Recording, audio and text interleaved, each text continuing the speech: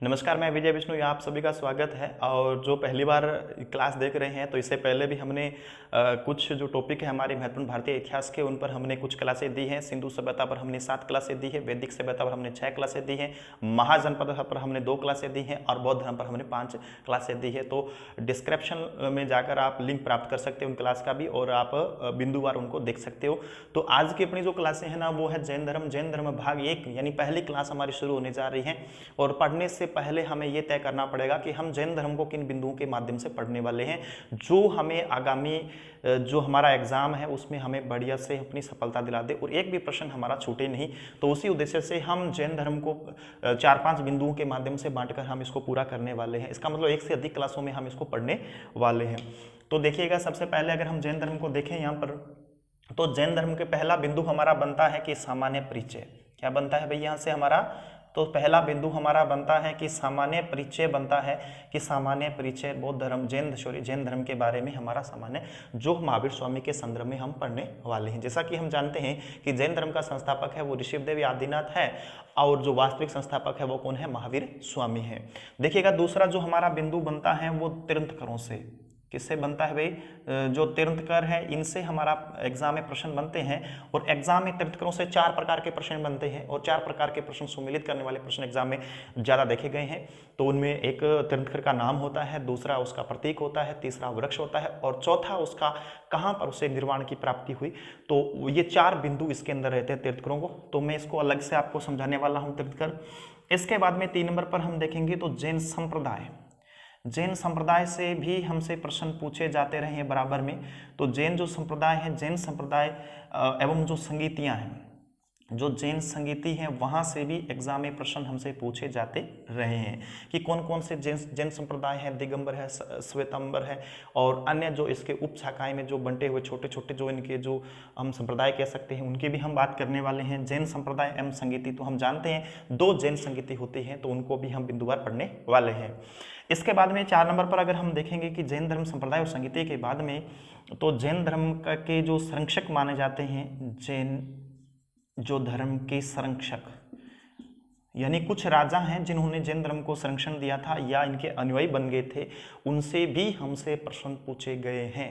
याद रखना है कौन से राजवंश है जो जैन धर्म का समर्थन करते थे, और कौन से जो लोग थे जो इसको संरक्षण दिए हुए थे, उनसे हमसे बार बार प्रश्न पूछा जाता है।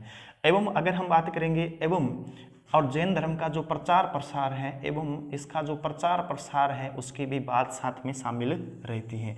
तो आपको याद रखना है हमारा चौथा बिंदु बनेगा, वो क्या बनेगा? जैन धर्म के संरक्षण और प्रचार प्रसार। इसके बाद में हम देखेंगे कि 5वां बिंदु अगर हम देखेंगे कि जैन धर्म का जो संरक्षक प्रचार प्रसार के बाद में एक जैन धर्म का जो जैन धर्म है, जैन धर्म जो साहित्य है, जैन धर्म का जो साहित्य है, और साहित्य में हम यहाँ पर बात कर रहे हैं आगम साहित्य की। तो ये 46 जो आगम हुए हैं उनमें भी हमारा प्रश्न रहता है जैन धर्म में साहित्य में, आगम साहित्य में क्या रहते हैं? अंग है, उपागम है, प्रकीर्ण है, छेद है, नंदी सूत्र है, अनुयोग सूत्र है। इस प्रकार से कुछ कुल मिला के जो 46 आगम बनते हैं, तो उनकी भी हम बात करने वाले हैं। तो इसका मतलब जैन धर्म को हम 5 बिंदुओं के मध्य रखकर देखेंगे। तो ये हमारा आगे का एक शेड्यूल रहेगा क्लासों का। अब अपने इसमें चलते हैं, आगे शुरू करते हैं कि जैन धर्म। लेकिन पढ़ने से पहले आपको फिर थोड़ा सा और ध्यान एक चीज़ से देना होगा, एक चीज़ पर ध्यान देना होगा। वो क्या है? तो याद रखिए कुछ शब्दावली आ जाती है, ध्यान रखिएगा। एग्जाम में बिल्कुल आसान सी बात पूछ लेते हैं हमसे, और हम कहीं ना कहीं थोड़ा सा सही चिंतन नहीं कर पाने के कारण उसमें उत्तर हमारा गलत हो जाता है। तो वो कौन कौन सी शब्दावली है वो हमें थोड़ा सा ध्यान देना है। देखो, हमसे बात यही पूछ ले कि भाई वो तीर्थंकर किसे कहते हैं। एग्जाम में प्रश्न पूछा गया है तीर्थंकर। इसके बाद में हमसे पूछ लेगा अरहत किसे कहते हैं, जो अरहत है वो किसे कहते हैं। और इसके बाद में निग्रंथ, जो निग्रंथ है वो कौन है, ठीक है, निग्रंथ किसे कहते हैं। या हमसे पूछ लेगा जिन, या हमसे पूछ लेगा जो केवलिन, ठीक है। ये मुख्य शब्दावली थोड़ी सी ध्यान में रखनी है, क्योंकि जब मैंने पीछे के पेपर देखे तो इस प्रकार के प्रश्न पूछे गए थे। तो सबसे पहले मैं यही क्लियर कर दूं, तीर्थंकर हम किसे कहते हैं समझिएगा। तीर्थंकर का मतलब होता है एक महान या महात्मा से होता है वह व्यक्ति जो सांसारिक इस जीवन के जो जनसाधारण के जो लोग हैं उनको अध्यात्म के रास्ते का पथ प्रदर्शक करता है। मतलब भवसागर से पार करने वाला व्यक्ति अपने ज्ञान के माध्यम से, अपने उस महत्तम ज्ञान के माध्यम से वो इस सांसारिक जीवन को परलौकिक जीवन की तरफ मोड़ देता है और सही रास्ता दिखाने वाला महात्मा वो पुरुष होते हैं, उनको हम क्या मानते हैं, तीर्थंकर कहते हैं। इसके बाद में आता है अरहंत। क्या होता है जी? अरहंत का मतलब होता है योग्य या योग्यतम या विजेता।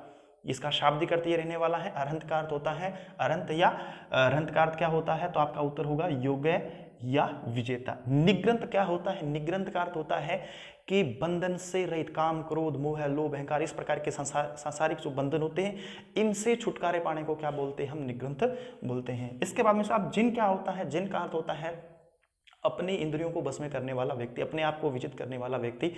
तो अपने पर नियंत्रण रखने वाला व्यक्ति कौन होता है? जिन होता है। केवलिन क्या होता है? केवलिन का यहाँ शाब्दिक अर्थ तो सर्वोच्च ज्ञान से है कि वह सर्वोच्च ज्ञान, सर्वोच्च ज्ञान को क्या मानते हैं? केवलिन मानते हैं। तो ये शब्दावली थोड़ी सी आपको आनी चाहिए थी।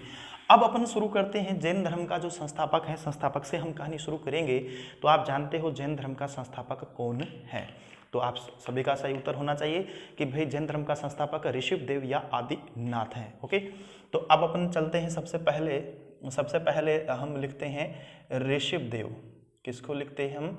जो ऋषभदेव है, याद रखिएगा ऋषभदेव, या इसको क्या बोलते हैं? आदिनाथ बोलते हैं। ऋषभदेव आदिनाथ। अब यहाँ हम देखेंगे कि जो तीर्थंकर हुए, कुल जो तीर्थंकर हुए हैं उनकी संख्या कितनी बताई गई है? 24 बताई गई है। कितनी संख्या बताई गई है? 24 बताई गई है। और 24 में से पहला और अंतिम कौन है? तो पहले का नाम ऋषभदेव है और अंतिम का नाम महावीर स्वामी है। और महावीर स्वामी को हम जैन धर्म का क्या मानते हैं? वास्तविक संस्थापक मानते हैं। अब अपन चलते हैं, इसमें हम 4 प्रकार के हमसे प्रश्न पूछेगा। एक तो हम इनका नाम पूछेगा, और एक हमसे क्या पूछेगा? वो प्रतीक चिन्ह पूछेगा।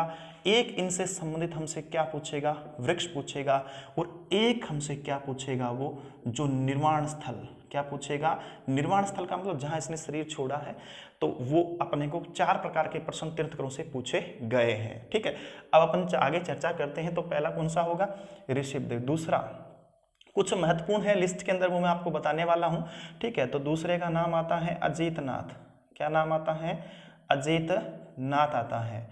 ठीक है, और जो तीसरा है, तीसरे का नाम आता है संभवनाथ। तीसरे का नाम क्या आता है? संभवनाथ। इसके बाद में हम आगे पढ़ेंगे 12वां। तो 12वें का नाम आएगा वसु। 12वें का नाम आएगा वसु पूज्य। 12वां है वसु पूज्य। इसके बाद में थोड़ा सा हम नज़दीक लिखें तो बढ़िया से आ जाएगा ये सभी। और इसके बाद में हमने तीसरा देखा था, तो तीसरा था संभवनाथ। तीसरा संभवनाथ। उसके बाद में 12वें का नाम क्या था? वसु। वसु पूज्य। वसु पूज्य। इसके बाद में था 16वें का नाम आता है शांतिनाथ। शांतिनाथ 16वां है शांतिनाथ। इसके बाद में 19वां 20वां 21वां 22वां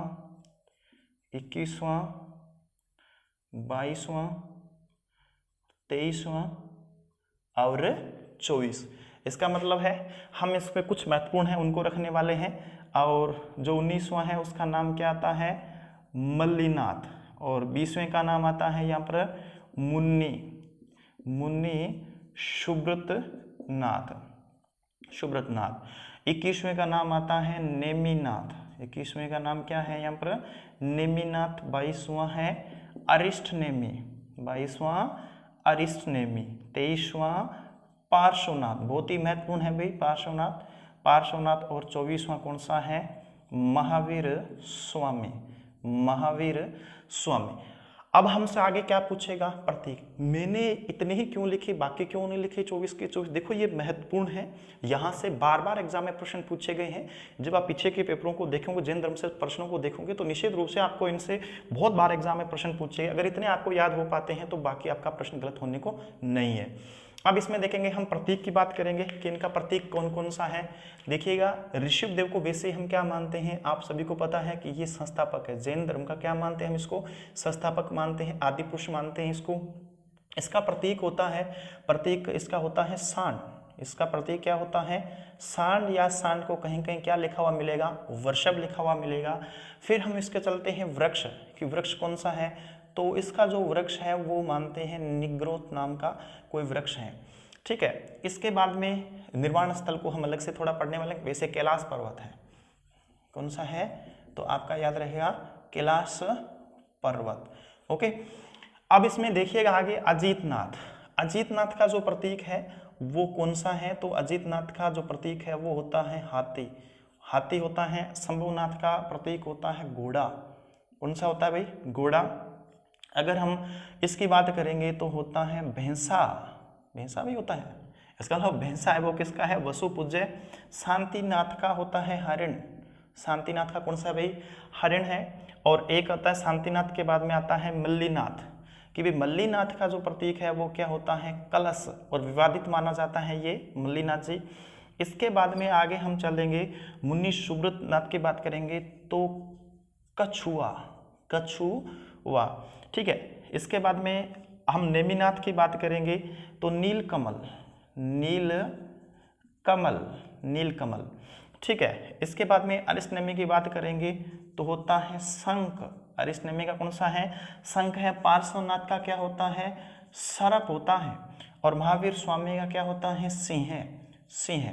ठीक है, अगर इतने प्रतीक आपको याद हो जाते हैं तो आपके पेपर में आपका प्रश्न गलत नहीं होगा, ये आपको ध्यान रखना है। वापस चलिएगा, दूसरे प्रकार का प्रश्न हमारा यहाँ से बनता है। इसी प्रकार का प्रश्न बना हुआ बिल्कुल सूची 1 सूची 2 को सम्मिलित कीजिएगा, आड़े तिरछे इनको सम्मिलित करने होते हैं। तो निश्चित रूप से आपको थोड़ा ध्यान रखिएगा। ऋषभदेव आदिनाथ का होता है सांड या वृषभ होता है, अजितनाथ का हाथी होता है, शंभुनाथ का घोड़ा होता है, वसु पूज्य का भैंसा होता है, शांतिनाथ यहाँ अगर हम लेंगे तो हरिण होता है, मल्लीनाथ का कलश होता है, मुनि सुब्रतनाथ का कछुआ होता है, नेमिनाथ का नीलकमल होता है, अरिष्टनेमी का शंख होता है, और पार्श्वनाथ का सर्प होता है, और महावीर स्वामी का कौन सा होता है, सिंह होता है। ओके, अब अपन इसमें आगे चलते हैं। ठीक है, तो इसका होता है वो सप्त ये सा। इसका जो होता है 2 नंबर की क्रम से सामने लिख रहा हूं मैं। ठीक है, इसके बाद में शंभुनाथ घोड़ा है, तो घोड़ा है तो यहाँ पर इसका होता है साल वृक्ष। महावीर स्वामी का भी साल वृक्ष ही है। ठीक है, इसके बाद में आगे देखिएगा वसु पूज्य भैंसा है, तो इसका जो होगा वो होगा कंदव। कौन सा है, ये कंदव एक प्रकार का वृक्ष है। शांति हरिण, और इसके सामने आएगा तो वो आएगा नंदी। कौन सा वृक्ष है भाई, यहाँ पर नंदी। तो इस प्रकार का नंदी आप कह सकते हो, नंदी इसका रहेगा यहाँ पर। और इसके बाद में मल्लीनाथ कलश है, तो कलश है तो यहाँ पर अशोक, यहाँ पर कौन सा हो जाएगा, अशोक हो जाएगा। अशोक के बाद में अगर हम यहाँ पर देखेंगे, अशोक के बाद में यहाँ पर होना चाहिए चंपक। कौन सा हो जाएगा, चंपक के बाद में इधर है नीलकमल, या इसका हम देखेंगे नेमिनाथ का तो वाकुल होता है। कौन सा होता है, वाकुल होता है। ये ऊपर वाला चंपक है, ये वाकुल है।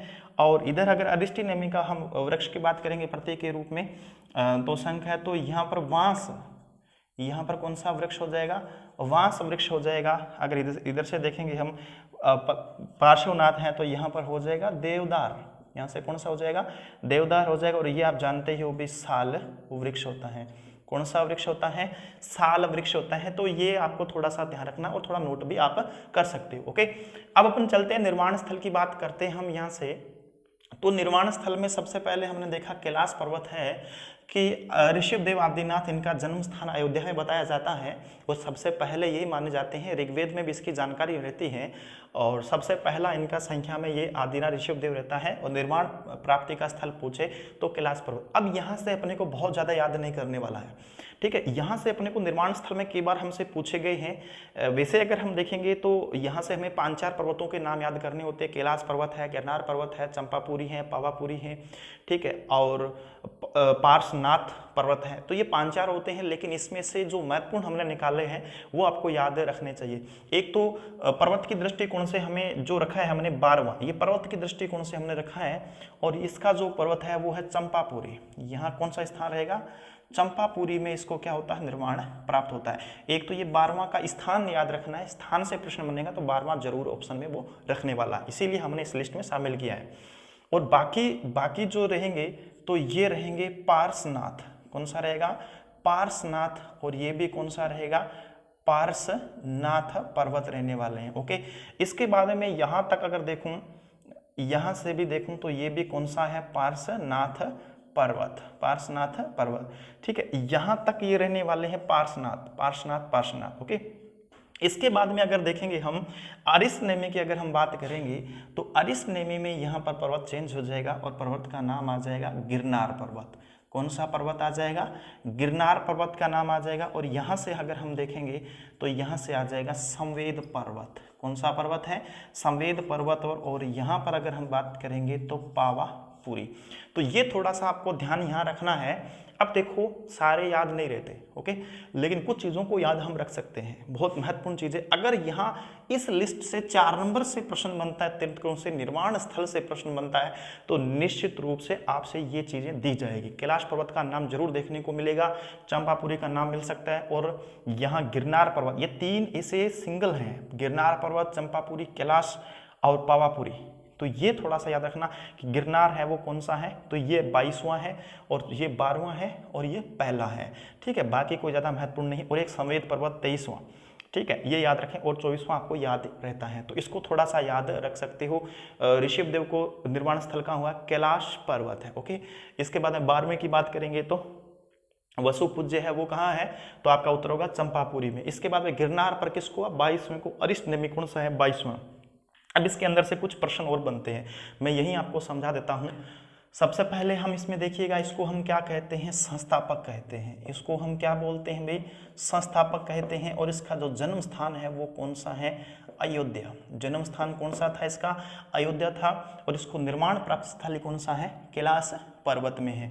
इसकी जानकारी आदिकाल से ऋग्वेद काल या जो वैदिक साहित्य उसके अंदर भी इसकी जानकारी अपने को मिल जाती है। उसके बाद में आपको ध्यान में रखना है, ये अरिष्टनेमी हमारे लिए बहुत ही महत्वपूर्ण है। कौन सा भाई? 22वां बहुत महत्वपूर्ण है, ये आपको थोड़ा सा ध्यान रखना है। 22वें की हम बात यहाँ पर करेंगे तो 22वें भगवान कृष्ण के समकालीन है। किसके समकालीन है ये? कृष्ण के समकालीन है, भगवान कृष्ण के समकालीन माने जाते हैं। इसकी जानकारी ऋग्वेद में भी मिलती है। किसमें मिलती है? ऋग्वेद में भी जानकारी इसकी मिलती है। और भगवान कृष्ण के समकालीन या वासुदेव के समकालीन, उसका नाम है अरिष्टनेमी है, ये आपको याद रखना है। इसके बाद में सबसे ज्यादा विवादित कौन सा है? विवादित कौन सा है? जिस पर विवाद खड़ा हुआ है वो कौन सा है? महिला और पुरुष की जहां बात होती है वो कौन सा है? तो इसको जो महिला मानते हैं, इसको जो महिला मानते हैं वो कौन सा संप्रदाय मानता है? श्वेतांबर। ठीक है, और इसको जो पुरुष मानते हैं वो कौन से मानते हैं? दिगंबर। तो ये ध्यान रखना है, इसको दिगंबर क्या मानते हैं? पुरुष। तो ये विवादित है, ये ध्यान रखना है। इसके बाद में हम देखेंगे पार्श्वनाथ। अब हमें पार्श्वनाथ को आगे पढ़ना पड़ेगा। ठीक है, बहुत ही महत्वपूर्ण है। और पार्श्वनाथ वह पहला तीर्थंकर है, यानी पार्श्वनाथ वह पहला तीर्थंकर माना जाता है जिसकी ऐतिहासिकता मिलती है, ऐतिहासिक जानकारी पूर्ण रूप से जिसके बारे में मिलती है वो कौन सा है? वो है पार्श्वनाथ। संख्या में कौन सा है? 23वां। इसके समय में जैन धर्म के अंदर संघ बनने की जो प्रक्रिया है वो शुरू हो जाती है। किसके समय में? पार्श्वनाथ। और पार्श्वनाथ ने 4 व्रत बताए थे, 4 व्रत बताए थे, वो भी हम आगे करने वाले हैं। तो अब हमारा प्रश्न बनेगा वो किससे बनेगा? हमारे पार्श्वनाथ से ही बनेगा। तो अब अपन किसको पढ़ेंगे? पार्श्वनाथ को पढ़ेंगे आगे, और उसके बाद में हम पढ़ेंगे महावीर स्वामी को। तो अब इसको हमें ध्यान देना है। ओके, अब देखिएगा इसमें अब हम किसकी बात कर रहे हैं? हम बात कर रहे हैं पार्श्वनाथ की। किसकी बात कर रहे हैं हम? पार्श्वनाथ की बात कर रहे हैं। तो सबसे पहले हम इसके देखेंगे पिता कौन है, इसकी माता कौन है। ठीक है, और इसका जो स्थान बताया जाता है, जन्म स्थान बताया जाता है वो कौन सा है? तो वो काशी के आसपास का जो क्षेत्र है यहाँ पर बताया जाता है। और माता का नाम था इसकी वामा। माता का नाम क्या था? और पिता का नाम था अशोकसेन। क्या नाम था? इक्ष्वाकु क्षत्रिय कुल में इनका जन्म होता है। पिता का नाम अशोकसेन है, माता का नाम वामा था। और काशी में लगभग ये 100 साल तक जिए थे। कितने साल तक? 100 साल तक जिए थे। 70 साल तक इसने जैन धर्म का प्रचार प्रसार भी इसने किया था। इसके बाद में इसका जो निर्माण स्थल है, निर्माण स्थल अभी अभी हमने पढ़ा था, निर्माण स्थल कौन सा पर्वत है? तो संवेद पर्वत है। कौन सा पर्वत है भाई? संवेद पर्वत पर इनका निर्माण स्थल है। और इसने जैन धर्म में 4 व्रत दिए थे। इसने कितने व्रत दिए थे? तो याद रखिएगा, इसने 4 व्रत दिए थे। वो 4 व्रत बहुत ही महत्वपूर्ण है, एग्जाम में यहाँ से हमसे बातें पूछी जाती हैं। तो वो हम देखेंगे कौन कौन से व्रत इसने दिए हैं। तो इसमें देखिएगा, सबसे पहले दिया था इसने सत्य है, और उसके बाद में अहिंसा और असत्य और अपरिग्रह। क्या होते हैं इन शब्दों के अर्थ? सबसे बड़ी बात तो ये है कि इसने 4 व्रत दिए जैन धर्म को चलाने के लिए, इस प्रकार की जो व्यवस्था दी थी। तो वो सत्य यानी सदैव क्या बोलना चाहिए? सत्य वचन का पालन करना चाहिए, झूठ नहीं बोलना चाहिए।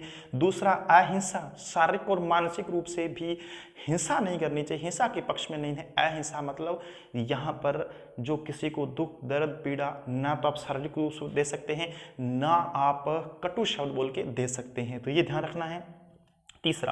तीसरे की हम बात करेंगे असत्य का मतलब है यहाँ पर आप किसी प्रकार का अनैतिक कार्य नहीं करोगे, अनैतिक तरीके से आप चोरी झूठ इस प्रकार की जो चीजें हैं वो नहीं करने वाले हो।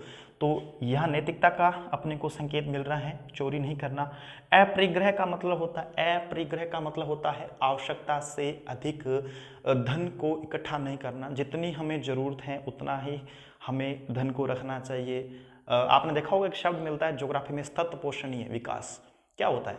एक आज की जो हमारे पास जो संसाधन है उसी का संरक्षण करते हुए, संवर्धन करते हुए हमें अगली पीढ़ी के लिए सुरक्षित रखना होता है। तो उसी प्रकार इसने कहा था कि हमें इसका मतलब आवश्यकता से अधिक हमें किसी भी चीज़ को इकट्ठा नहीं करना है, मतलब लालसा नहीं रखनी है। और जिसको हम बोलते हैं ना कि तृष्णा, इन शब्दों को इसने हटा दिया। तो इसका मतलब है आप संतोष प्रवृत्ति के होने चाहिए। आज आप लखपति तो कल मैं करोड़पति, फिर अरबपति, खरबपति, तो ये बात नहीं चलने वाली थी। इसका मतलब है आपको क्या रहना चाहिए? शांत रहना चाहिए। अपरिग्रह का मतलब आवश्यकता से अधिक संग्रह नहीं करना चाहिए। तो ये 4 बातें किसने बताई साहब? तो 4 बातें किसने बताई थी? पार्श्वनाथ ने बताई थी। और पार्श्वनाथ का हमने प्रतीक चिन्ह क्या पढ़ा था? श्रभ था, ये भी हमने इसमें पढ़ा था। और 100 साल की आयु में इसको क्या हो जाती है? निर्वाण की प्राप्ति। इसने 84 दिन तक, 84वें दिन ज्ञान की प्राप्ति होती है। इसे ज्ञान की प्राप्ति कौन से दिन होती है? 84वें दिन ज्ञान की प्राप्ति इसकी होती है। तो ये भी हमने इसमें पढ़ा था। अब अपन इसमें आगे देखेंगे कि ये 4 व्रत दिए, लेकिन आज हम देखेंगे कि जो हमारा जैन धर्म है, जैन धर्म में आज कितने व्रत दिए गए हैं? 5 व्रत दिए गए। और 5वां व्रत ब्रह्मचर्य जोड़ा था। वो किसने जोड़ा था? तो इसका मतलब है वो जोड़ा था महावीर स्वामी। और महावीर स्वामी को हम क्या मानते हैं? जैन धर्म के क्या मानते हुए? वास्तविक संस्थापक हम मानते हैं। तो इस चीज़ को थोड़ा सा हम समझेंगे। अब अपन आगे चलेंगे तो आगे हम क्या पढ़ेंगे? महावीर स्वामी का सामान्य जीवन परिचय हम पढ़ेंगे।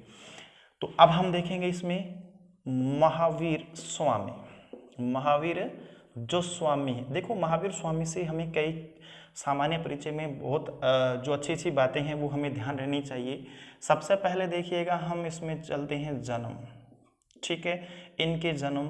फिर हम देखते हैं इसके पिता कौन थे, इसकी जो माता है वो कौन थी, इसकी पत्नी कौन थी, इसके बाद में इसकी पुत्री कौन थी, फिर आता है इसके भाई कौन है, इसकी जो शिष्या कौन थी प्रथम, इसका जो मुख्य शिष्य है वो कौन था। इस प्रकार से हम कुछ चीज़ों को पढ़ने वाले हैं। ओके, देखिएगा, अगर हम इसमें देखेंगे इसके जो बचपन है, तो बचपन का नाम क्या था? बचपन के नाम की हम बात करेंगे यहाँ पे, तो बचपन का नाम इसका था साहब वृद्धमान था। क्या नाम था? वृद्धमान इसके बचपन का नाम था। ये आपको ध्यान में रखना है। अब हम इसमें कुछ चीज़ें पढ़ने वाले हैं। जन्म, तो सबसे पहले जन्म को ले, लेकिन यहाँ पर कुछ विवाद है। कुछ रिसोर्स में आपको मिलेगा, कुछ स्रोत में आपको मिलेगा, अलग अलग तिथियाँ मिलती हैं, लेकिन अपने दोनों ही कर लेते हैं। 2 तिथियाँ बड़ी प्रचलन में हैं, लेकिन इसमें दिया गया है इनका जन्म होता है 599 ईसा पूर्व। कितने ईसा पूर्व में? 599। और कहीं कहीं आपको क्या मिल जाएगा? 540 ईसा पूर्व में। कुल मिला के 72 साल अपने जीवन में ये रहे थे। ठीक है, अब इसका जन्म स्थान कहाँ है साहब? तो इसका जन्म स्थान है कुंडग्राम में। कौन सा स्थान पड़ता है? कुंडग्राम है। ये कहाँ पड़ता है? ये वेसाड के अंदर, वेसाड एक स्थान है, आगे वेसाड वज्जी संघ में पड़ता है। किस में पड़ता है? ये वज्जी संघ के अंदर इसका पड़ता है। फिर इसके पिता का नाम देखेंगे तो पिता का नाम आता है सिद्धार्थ। पिता बड़े सीधे साधे थे बेचारे। और इसके कुल का प्रश्न देखें कौन से कुल में है, तो ये जात्रिक कुल में है। कौन से कुल में है, ये जात्रिक कुल के अंदर पैदा हुए थे। इसके बाद में माता का नाम आता है त्रिशला। माता का नाम क्या है साहब, त्रिशला। त्रिशला है ये चेटक की बहन है। किसकी बहन है, ये चेटक की बहन है। और चेटक एक राजा हुआ करता था और बहुत शक्तिशाली था। तो उसकी वैसे तो देखे तो 5 बहनें थी और सारे राजघरानों में थी। तो मतलब इसका बैकग्राउंड देखा जाए तो बहुत बढ़िया मानते हैं महावीर स्वामी का। जो दूसरे जो राज्य हैं उसमें कहीं ना कहीं इसकी रिश्तेदारियां बहुत ज़्यादा देखने को मिलती हैं। ये इसका प्लस पॉइंट था। त्रिशला है और इसकी पत्नी का नाम क्या आता है, यशोदा। क्या नाम आता है, जो यशोदा। देखिए यशोधरा नहीं है, यशोधरा जो था गौतम बुद्ध की पत्नी थी और यशोदा है वो महावीर स्वामी की पत्नी है। पत्नी को चेंज मत कर दीजिएगा, बड़ी गड़बड़ हो जाएगी, याद रखिएगा। तो इसका मतलब यशोदा और यशोधरा देखने में दोनों एक जैसी लगती है लेकिन पत्नी दोनों की अलग अलग हैं। यशोधरा, महात्मा बुद्ध, गौतम बुद्ध, सिद्धार्थ। ओके, महावीर स्वामी, वर्धमान का प्रश्न आता है तो आपका उत्तर क्या हो जाएगा, यशोदा हो जाएगा। पुत्री का नाम आता है प्रियदर्शना। क्या नाम आता है, प्रियदर्शना। अणुजा भी कहते हैं कई बार इसको। भाई का नाम आता है नंदीवर्मन वर्धन। ठीक है, तो ये जो नंदी वर्धन है ये इसका भाई है। भाई से परमिशन लेंगे, घर छोड़ेंगे तब किससे परमिशन लेंगे, अपने भाई से परमिशन ये लेने वाले हैं। और शिष्या, देखो शिष्या भी होती थी। तो शिष्या का नाम आता है चंदना। क्या नाम आता है, चंदना। चंदना का प्रश्न आता है, ध्यान रखिए चंदना कौन थी। ठीक है, अब चंदना का बात आता है कहाँ है, तो देखिएगा चंपा नरेश। चंपा एक नरेश का मतलब होता है राजा। ठीक है, और उसका नाम आता है दधिवाहन। क्या नाम आता है, दधिवाहन आता है। और चंपा नरेश दधिवाहन की पुत्री है ये। उसकी क्या है, ये लड़की है, एक राजा की लड़की थी चंदना। और वैसे ये अपने परिवार में ही है ये। ठीक है, अब यहाँ देखिएगा चंदना को प्रथम शिष्या बनाया था। और शिष्य का प्रश्न आता है तो वो आता है जमाली। क्या आता है, जमाली। देखो जमाली को क्या बनाएगा, ये जमाई बनाएगा। अपनी बहन का लड़का है वैसे जमाली, याद रखिएगा। ठीक है, दामाद और इसको अपने जिसको बोलते हैं ना भांजा, वो है ये इसका। महावीर स्वामी की लड़की के साथ इसका ब्याह होता है, अच्छी बात है। ठीक है, और फिर हमने यहाँ पर देखा कि इनके अंदर मतभेद हो गया। जमाली के अंदर क्या हो गया, मतभेद हो गया था और महावीर स्वामी के मध्य मतभेद हो गया। एक बात को लेकर इनके बीच में उलझ गई है। ठीक है, वो इनका सिद्धांत था, इनका एक विचार था। और उस विचार या सिद्धांत का नाम आपको याद रखना है, क्रियमाणकृत सिद्धांत है। वैसे हम सिद्धांतों की बात अलग से करने वाले हैं। ठीक है, ये सिद्धांत था। इसके बाद में एक सिद्धांत और चलाया जाता है, बहुरतवाद। कौन सा सिद्धांत चलाया जाता है बाद में, बहुरतवाद है वो सिद्धांत। ये सिद्धांत तो था इसका, ओके, और ये सिद्धांत है इसका। अब इनको दोनों को समझ लीजिएगा कि भाई क्या है। महावीर स्वामी का मानना था अपने सिद्धांत में, क्रियमाणकृत सिद्धांत ये कहता है कि आपके मन में कोई ऐसा आपराधिक विचार आता है तो आप अपराधी माने जाएंगे। उदाहरण के लिए जैसे एक चोर है, वो चोरी करने के लिए किसी के घर जाता है और वहां पर दरवाजे से ही वापस मुड़ जाता है, चोरी नहीं करता है। तो महावीर स्वामी ने कह दिया कि वो क्या है, वो अपराधी है। उसने चोरी की या नहीं की, लेकिन उसने वो कृत्य किया, उसके मन में वो बुरा विचार आते ही वो क्या हो गया, अपराधी हो गया। ये किसका था, महावीर स्वामी का मानना था। ओके, चलो ठीक है। अब यहाँ ये क्या कहता है, यहाँ पर अगर हम इसकी बात करेंगे, जमाली ये कहता है कि जब तक उसने कोई अपराध नहीं किया, अर्थात जब तक उसने चोरी नहीं की तो वो चोर नहीं है। ऐसा मानना था कि कार्य को अंजाम देता तब वो अपराधी माना जाता, अन्यथा नहीं है। तो इसी बात को लेकर दोनों में लड़ाई झगड़े हो गई, मतलब मतभेद हो गया। और ये अपने इसी प्रिया को लेकर चल दिया। 1000 भिक्षुओं के साथ में अलग हो गए ये लोग, इनके बीच विचार नहीं मिले। फिर इसने अपना एक नया सिद्धांत दिया, बहुरतवाद। इसने कहा कोई भी कार्य है जब वो समाप्त हो जाता है तब उसका कर्म का फल का जो व्यक्ति है वो उत्तरदायी माना जाएगा। मतलब चोरी कर लेगा, उदाहरण के तौर पर पिछले उदाहरण देखें, जब वो चोरी कर लेगा कोई चोर तो वो चोर उसका आपराधिक दंड के काबिल माना जाएगा। ये उनका था। ठीक है, अब अपन इसमें आगे देखेंगे कि अब महावीर स्वामी ने किस प्रकार से अपना घर है उसको छोड़ दिया था। और बौद्ध साहित्यों में देखेंगे तो निगंठ नाटपुत के नाम से किसको जानते हैं? बौद्ध साहित्य में जानते हैं महावीर स्वामी को निगंठ नाटपुत के नाम से जानते। एग्जाम में बहुत बार प्रश्न पूछा गया है, तो वो बौद्ध साहित्य में जानते हैं किसको? महावीर स्वामी। तो ये बात आपको सामान्य से पढ़नी थी। अब अपन इसको थोड़ा सा आगे पढ़ते हैं विस्तार से। अब हम इसमें देखो, इसकी जन्म की बात हमने कर ली, इसके माता पिता, इसका सामान्य हमने परिचय पढ़ा था।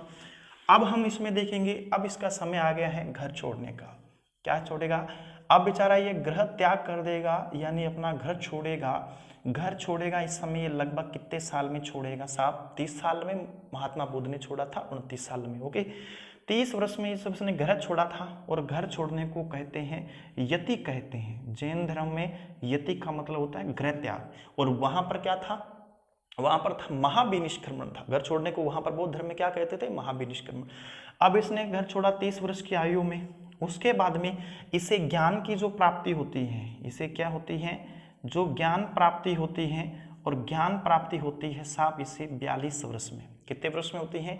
42 वर्ष में होती है। तो 12 वर्ष तक इधर उधर भटका था। कहाँ होती है ये अपने समझना है। तो एक स्थान आता है जिसका नाम आता है जुम्बिका ग्राम। कौन सा ग्राम है? जुम्बिका ग्राम का मतलब गांव होता है जुम्बिका ग्राम। और वहाँ पर अगर हम देखेंगे कि नदी कि कौन सी नदी, तो नदी देखेंगे तो नदी का नाम आता है रिजुपालिका। रिजुपालिका नदी, रिजुपालिका नदी है। और इसी के किनारे बैठे हैं। और यहाँ किसके किनारे बैठे हैं? एक नदी के किनारे वृक्ष के नीचे बैठे हैं। और उस वृक्ष का नाम क्या है? साल वृक्ष है। उसका नाम क्या है? साल वृक्ष है। और यहाँ से इसको ज्ञान, इस यहाँ ज्ञान प्राप्त हुआ है, उसको क्या बोलेंगे हम? केवलिन ज्ञान बोलें। केवलिन का मतलब होता है सर्वोच्च ज्ञान की प्राप्ति होती है। तो केवलिन वृक्ष भी पूछा जाए तो आपका उत्तर क्या हो जाएगा? साल वृक्ष। यानी ज्ञानी वृक्ष कौन सा है? साल वृक्ष हो जाएगा। ज्ञान की प्राप्ति हो जाती है। उसके बाद में आपको समझना है कि अब ये क्या देगा? उपदेश देगा। तो उपदेश की जो भाषा है वो कौन सी है? जिसको हम बोलते हैं प्राकृत भाषा बोलते हैं। कौन सी भाषा बोलते हैं? प्राकृत भाषा या अर्धमागधी के अंदर इसने क्या दिए थे? उपदेश दिए थे। और इसने भी जातिवाद का विरोध किया था। पुनर्जन्म में इनका विश्वास था। ठीक है, कुछ चीजें हैं बौद्ध धर्म के जैसी मानी जाती हैं। इसके बाद में इसका जो उपदेश है वो प्रथम उपदेश, इसने जो प्रथम जो उपदेश है वो कहाँ दिया है? तो वो दिया है साहब राजगृह में। कहाँ दिया है? राजगृह के अंदर दिया है। और एक चंद्रगिरी पहाड़ी है, विपुचल की पहाड़ी, राजगृह के अंदर इसने क्या दिया था? अपना प्रथम उपदेश दिया था। उसके बाद में जो जैन शिक्षा है, याद रखेंगे, जो जैन जो धर्म है, जैन धर्म का केंद्र है वो मथुरा माना जाता है। कौन सा माना जाता है? मथुरा के आसपास में। और एक कंकाली जो टीला है वो भी मथुरा से क्या रखता है? जैन धर्म से संबंधित रखता है। ये इनका क्या मानता? जैन धर्म का मुख्य केंद्र बिंदु माना गया था। मथुरा के आसपास की लोकेशन में जैन धर्म का केंद्र बिंदु हुआ करता था। इसके बाद में हम अब आगे देखेंगे कि महावीर स्वामी हैं। महावीर स्वामी की 72 साल की आयु में जहाँ मृत्यु होगी, यानी जहाँ पर इसे निर्वाण प्राप्त होगा, निर्वाण की प्राप्ति होगी, वो स्थान कौन सा हो जाएगा? वो हो जाएगा पावापुरी। कहाँ हो जाएगा ये? पावापुरी कहाँ पड़ता है? तो आपको ध्यान रखना, ये मल्ल महाजनपद की राजधानी थी पावापुरी में। और यहाँ पर एक राजा था, एक राजा जिसका नाम आता है हस्तिपाल। क्या नाम उसका? हस्तिपाल का नाम का एक राजा था। इसके यहाँ महलों में से क्या होता है? निर्वाण प्राप्ति होती है। इसकी जो मृत्यु होती है वो कहाँ होती है? किस राजा के यहाँ महलों में होती हैं? तो हस्तिपाल के महलों में इसकी क्या हो जाती है? मृत्यु होती है। और इसकी जो आयु है, इस समय इसकी जो आयु की बात करेंगे तो कितने वर्ष आयु है इसकी? 72 वर्ष में होती है। या हम इसको कहेंगे कि 527 ईसा पूर्व में, या हम पढ़ेंगे यहाँ पर 468 ईसा पूर्व में इसके क्या हो जाती है? मृत्यु हो जाती है। यानी महावीर स्वामी की क्या हो जाती है? मृत्यु हो जाती है। तो आज हमने इसमें देखा था, सामान्य परिचय में हमने मुख्य मुख्य बातों को रखा है। उसके बाद में हम देखेंगे जैन संगीतियाँ देखेंगे और संप्रदाय की बात करेंगे, जैन धर्म के जो मुख्य सिद्धांत हैं उनकी हम बात करेंगे। उसके बाद में हमारा आएगा आगम साहित्य। तो उन बिंदुओं को हम अगली क्लास में पढ़ने वाले हैं। इससे पहले हमने 24 तीर्थंकर पढ़े थे और 24 तीर्थंकरों में जो मुख्य मुख्य बातें हैं वो हमने थोड़ी सी इसमें पढ़ ली थी, जो हमसे प्रश्न पूछे जाते हैं। और उसके बाद में हमने महावीर स्वामी देखे। महावीर स्वामी को हम जैन धर्म का वास्तविक संस्थापक मानते हैं और बौद्ध साहित्य के अंदर इसे क्या कहा जाता है, निकट नाटकूत के नाम से भी जाना जाता है। उसके बाद में इसका जन्म कहाँ हुआ था, तो इसका जन्म कहाँ हुआ, तो कुंडग्राम विशाली जो विषावजी संघ के अंदर इसका स्थान पड़ता है, वहाँ इनका जन्म होता है। 599 ईसा पूर्व में इनका जन्म हुआ। माता का नाम क्या था, त्रिशला था। पिता का नाम सिद्धार्थ था और इसके बचपन का नाम था वृद्धमान था। इसके भाई का नाम था नंदीवर्मन था और इसकी पत्नी का नाम था यशोधा था। यशोधरा नहीं है, यशोधा था। और उसके बाद में हमने देखा कि किस प्रकार ये 30 वर्ष की आयु में घर छोड़ देते हैं, यति हो जाते हैं। और उसके बाद में 42 वर्ष की आयु में इसे जो जुम्बिका ग्राम है, जुम्बिका ग्राम में एक ऋजुपालिका नदी बहती है और वहाँ पर इसे ज्ञान की प्राप्ति हो जाती है, यथार्थ केवल्य की प्राप्ति होती है। यही ये जिन कहलाए थे, जिन का मतलब इंद्रियों को वश में करने वाला कहलाया था। और निग्रंथ भी कहलाए थे, अपने बंधनों से मुक्त होने वाला व्यक्ति के रूप में इसको जाना गया था। तो इसके बाद में उपदेश की भाषा है इनकी, वो कैसी रही है, तो वो प्राकृत भाषा रही है या आप उसको अर्धमागधी कह सकते हो। और उसके बाद में अपना उपदेश देता है। तो ये राजगृह में विपुचल की पहाड़ी पर अपना प्रथम उपदेश इसने दिया था और मथुरा के आसपास के केंद्र को इसने अपना जो शिक्षा का मुख्य केंद्र बनाया था। और संघ एक इनका जैन धर्म का था। तो जो गणधर थे, तो वो गणधरों की संख्या भी समय अगर हम देखेंगे तो 10 गणधर की मृत्यु इनके समय में हो जाती है और 11 टोटल गणधर इसके रूप में देखे गए थे। और उसके बाद में हमने देखा कि इनकी जो मृत्यु होती है वो पावापुरी में होती है। मल्ल महाजनपद की राजधानी थी, यह इनकी जो मृत्यु हो जाती है 72 वर्ष की आयु में। और 527 ईसा पूर्व में इनकी क्या हो जाती है, मृत्यु हो जाती है। इसके बाद में जहाँ इनकी मृत्यु होती है तो वो राजमहलों में होती है। और हस्तिपाल नाम का इस समय एक राजा था, तो उसके यहाँ पर इसके क्या हो जाती है, मृत्यु हो जाती है, यानी शरीर छोड़ देते हैं। उसके बाद में हम देखेंगे किस प्रकार जैन धर्म है वो अपनी प्रगति पर चलता है, किन सिद्धांतों के माध्यम से वो लोग जनजीवन में आगे चलता है और कौन से राजा हैं उनको संरक्षण देते हुए उनका संरक्षण करते हैं, उनकी तमाम जानकारी है। या कौन से ऐसे जैन साहित्य है जिसके बारे में हमें जैन धर्म की विस्तृत जानकारी मिलती है और परीक्षा के दृष्टिकोण से हमारे लिए बहुत ही जो महत्वपूर्ण है, उनको हम अगली क्लास के अंदर पढ़ने वाले हैं। ठीक है, और तब तक के लिए नमस्कार। मिलते हैं अगली क्लास जैन धर्म के भाग